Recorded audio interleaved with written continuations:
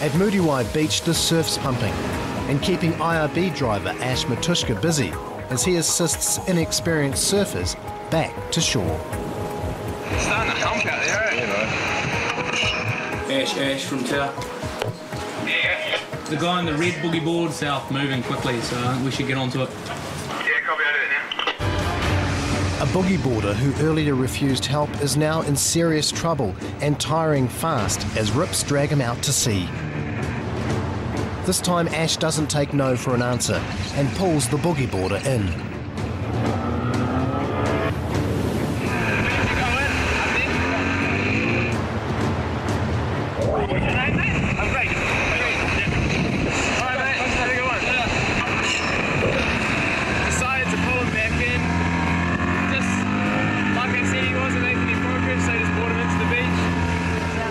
Rescues, 1:30 PM, we're doing all right. Make our money today. A couple of guys on boogie boards and surfer. It's just the current, it's sucking out back there. And a few guys just getting sucked out and then they're trying to come straight back in. I don't think it's going to get quiet anytime soon. Back at Mount Maunganui, lifeguards have just rushed to the aid of 3 swimmers caught in strong rips. Friends look on in desperation as a girl lies in a life-threatening condition. Just mate, need you to give us a bit of clearance, please. She's barely breathing, and lifeguards know that there is a high chance of secondary drowning. A teaspoon of salt water on the lungs can be deadly. They were out there. I was up here with her.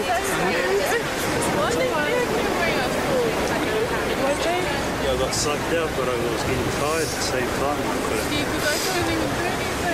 They needed to swim. I was watching the 3 of them. They just started to drift out. Then just as I was sort of swimming over to see what was going on, heard the call for help. Found these 3 with the lady there struggling. She'd obviously been hit by a few waves and was going under. It's okay.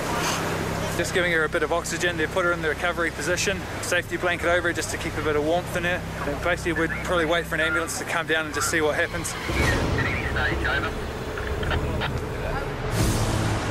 Over at Muriwai Beach, a distraught member of the public advises the tower of someone in trouble.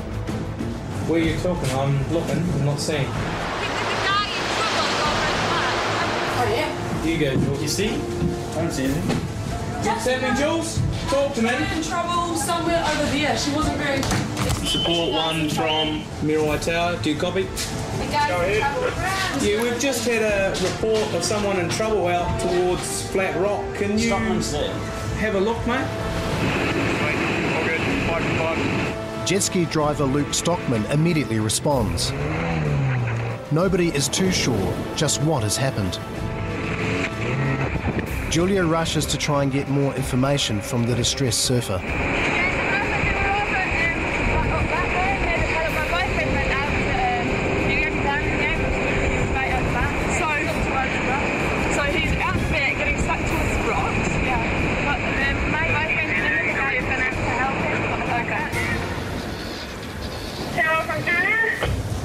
Go ahead, Jules. It seems like he was absolutely out of the bag. He's on a surfboard, he's in trouble. Just what we need.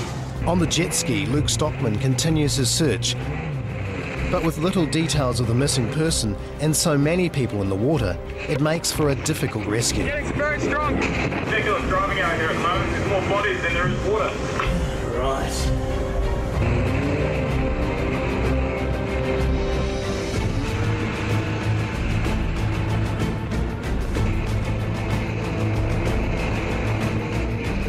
Finally, a spot of luck.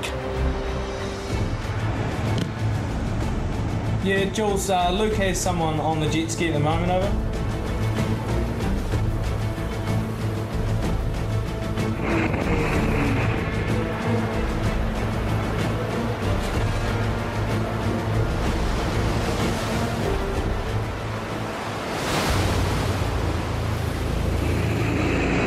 Muriwai Tower, support 1. Go ahead.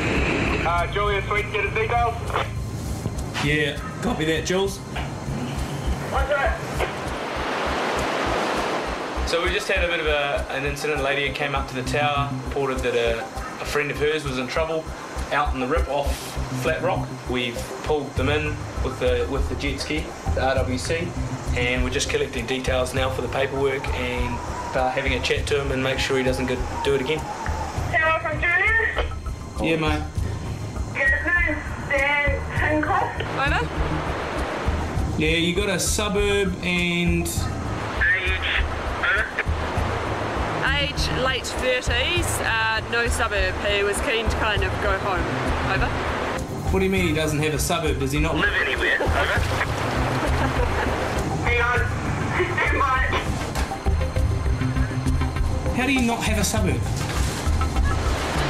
Oh, not a New Zealander. Yeah, do you know where he's from? If he's not from New Zealand, over? Eastern European. Over. Copy. Looking at his board, he was probably not the most competent surfer. I hate to say it, but it's almost like it's the calm before the storm. With the number of surfers continuing to increase throughout the day, lifeguards keep a close eye on the flagged area in the hope of keeping it collision-free. We want the safest place for the swimmers to swim, but it also sometimes coincides with the best place to surf. So at the moment we just have to watch and hope that the surfers don't be too offended by us putting the flags in this good spot and just move slightly south where they can still get a good wave, but it allows the rest of the swimmers to swim safely as well. So fingers crossed. The local surf school hits the beach, bringing a group of eager-to-learn students with them. Scott from the surf school's pretty, yeah, we work well together and he understands the position we're in and we try and working with him, so it shouldn't be a problem. After a little land-based training, it's time for the surf school to try the real thing. Further up the beach, surfers still fight for waves as tensions mount. I'm going to push on the wave and surfboard came up back. Keep some pressure a little higher there. They're right there. Pull that off for a second. It's a pretty good cut. Hey Mike, come get a look at this.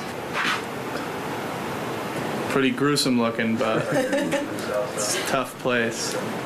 You might want to go get a stitch. Yeah. So the best thing to do would just be to go get it over with, have them throw a stitch in it, put a bandage on it, and then you come back to the beach, but you'd probably be out of the water for a little while. Yeah. Good luck. Thanks a lot. No worries. A quick patch-up from Muriwai's lifeguards, and the surfers' day has ended with a trip to A&E. Students at the surf school are still looking for that perfect wave. And just when they think they have it mastered, a member of the school emerges from the ocean with a severe gash to the head. Yeah, go ahead, mate.